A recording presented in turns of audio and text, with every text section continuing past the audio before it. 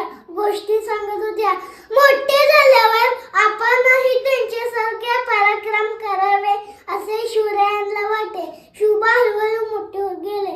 लहान वयातच शुभांनी आपल्या भावांसह रायरेश्वराच्या मंदिरात स्वराज्य स्थापनेची प्रतिज्ञा केली. तोरणा किल्ला जिंकून स्वराज्याचे तोरण बांधले. एकामागे एक गड जिंकून घेतले. युद्धात शक्तीपेक्षा युक्तीचा वापर केला. हिंदवी स्वराज्याचे राजा सिंहासनावर बसले. छत्रपती शिवाजी महाराज की जय असे जय जयकार सुरू झाले.